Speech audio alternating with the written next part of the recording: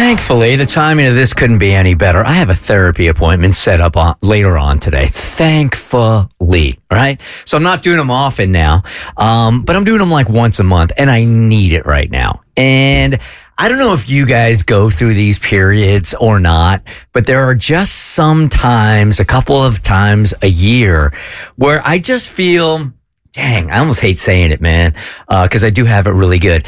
Joyless and restless.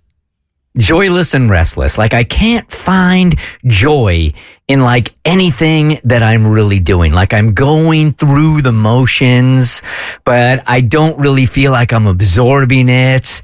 And I just feel like I'm trying to get to the next mediocre project to cross it off my list, but I'm not enjoying anything fully. Yeah. So I don't connect with the word joyless, but I do catch myself, and you and I tend to be on the same cycle, that I'm not getting enjoyment. And it's not because of the things I'm doing aren't joyful. It's that there's so much on my plate. I'm constantly looking to the next thing. So I can't be fully in the moment to enjoy and appreciate what I'm doing because I got a million other things in my head that I'm looking towards. So it's similar but different. I have found myself over the course of the last week and a half saying, well, at least you're not Cassie. I have used Cassie as my inspiration because it really does seem like Cassie at every turn seems like there's something going on in her life. In fact, a lot of us on Bert's Big Adventure this weekend were talking about how concerned we were about you because everybody has a breaking point, and it feels to me and us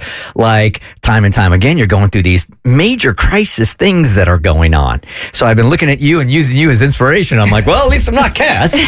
Major crisis like having to leave Bert's Big Adventure early because my husband might have had to go to the hospital, things like that. It's fine. And it's been one thing after the other for you, right? And then when I get like that, then I start to get lazy, where everything just seems like it's a chore, even the smallest little thing on my to-do list.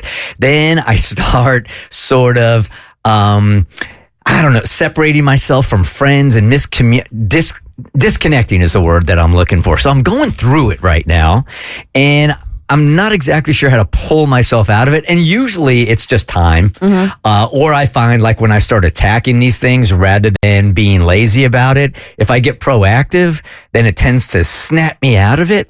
But I feel like my confidence is kind of waned right now, and I just can't seem to get out of it. It's been the same for me for mostly like the last few years, I would say. Years? Yeah, the joyless part for sure. It when you said it just feels like you're going through the motions, like that's what it's felt like. I've been trying to pinpoint exactly why for the longest. I really don't think I can, but normally what happens is something with time, something will happen and then it just clicks. And I'll be able to look back on it and go, that's what it was. But usually as I'm going through it, I can't really see it, but I've experienced the same thing. Yeah, so when it's long term like that and you don't snap out of it, like to me that would indicate depression. But interestingly enough, ADHD can cause periods of joylessness and social withdrawal.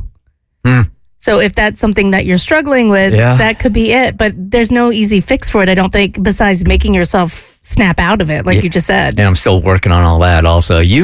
For me, I think I hear the word snap out of it, and I think if I had heard those words when I was going through periods of joylessness, because I've absolutely been there, that it would feel like it's somehow in my control, and I don't think it is. I think the overarching thing here is like sometimes it does just take time. For me, I think my most recent bout of joylessness, and I think maybe I labeled it as depression, was I felt like I was going through the motions and I felt like my life was starting to feel like not monotonous, but it was either staying the same or things in my life were getting worse. And it wasn't until I was able to take like some tangible steps that felt like I was accomplishing something, even if it's just responding to that email that's giving you anxiety for the last 2 weeks, it gives you like those little hits of dopamine that sort of rebuild your confidence and your self-trust that help you feel like a more capable human again. Gosh, and here I am coming off like Bert's Big Adventure, which gives you so much perspective in life. And I've said this to Kristen time and time again. One of my favorite things to say is try easier, right?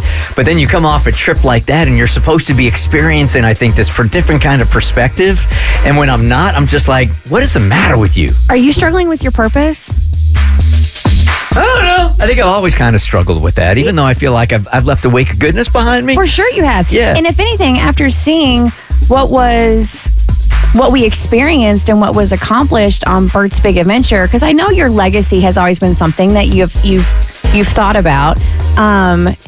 I would hope after a trip like that, you would see the wake of good that you have left, and that would leave you fulfilled. So Right. I'm curious as to why. Right. Part of the frustration is I agree with you and I don't. Yeah. So it's a well-timed therapy session today. I'm going to pay her double today. The Bert Show.